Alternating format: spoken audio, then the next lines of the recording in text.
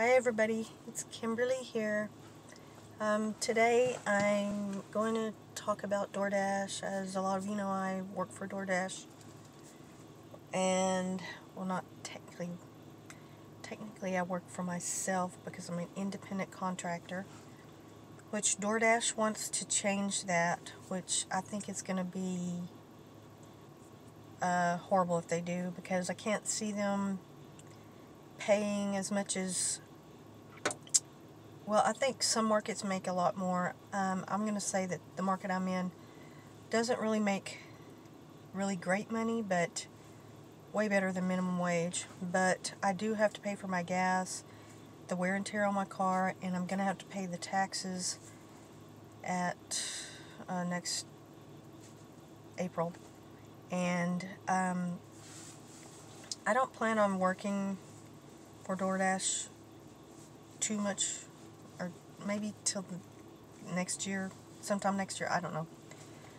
But it's just for a while, or I don't know what I'm actually going to do, but for the time being, if they did this, it was a proposal that they made, I think it was like in San Francisco or some other kind of larger city in California, and it was based on giving benefits. You know, the company doesn't give us any benefits because we're really not employees. We work for ourselves. We make our own schedule. We show up when we want. If we don't want to work, we don't have to. We don't have to take whatever order. I have a poop list of people that I won't deliver to that don't tip, or I've had one bad reaction from one customer out of all the customers I've had. And it wasn't anything that I could do anything about because it was a pre-packed order from the merchant that we can't open we're not supposed to go through the bags or anything like that. So a lot of times we don't even know what's in the order, but we still have to check it off. You know, it won't come off of our phone, and it won't change to the next screen unless you check it off. And so sometimes we just have to do that, and we have to rely on the restaurant to. They always tell us, yeah, it's in there, you know, because I've asked numerous times, and they're not going to tell you, oh, no, I didn't put that in there, you know, but that's okay, take it, you know, they're not going to say that. They're going to say they put the item in there. And there's a few times when I've noticed that something, if it was just one or two items, or 2, 3 maybe, that I could count in the bag, you know, sometimes the plastic bags can be opened sometimes. I think they're supposed to seal them up. I don't know if they're really supposed to seal the plastic ones, but all the paper bags, I usually have these seals on them. But the plastic bags that are real, kind of like grocery bags, a lot of times they're open. You can kind of open those up and you can eyeball it and look in there. And there's several times I haven't been given the drinks, and hey, I need some drinks, there's drinks on this order in there. So I can check stuff like that, but the majority of it I can't. And one time they didn't put chips and sauce in an order. It was for a really good restaurant. I don't want to say their name, but it was just a mistake, and I don't have any control over it because the bags are sealed and I can't open them up to check really. And she was really mad at me, and she was irate, and I told her, if you call the restaurant, I'll go back and get it. I'll bring it back to your house for free. Just to placate her. And she was real, I don't want to use this word, but she was just real soggy about it, I guess. I don't know, for lack of a better word, but she was real rude to me, and she kept complaining, like she was standing in the doorway in her house, complaining to her mother. She was I guess in her early 20s or something, and her mother, I could hear in the background.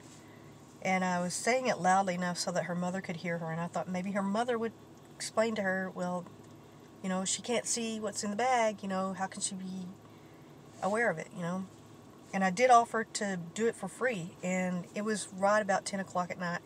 And the restaurant had just closed. And she was kind of ignoring me when I was trying to talk to her. And she was just kind of talking over me to her mother.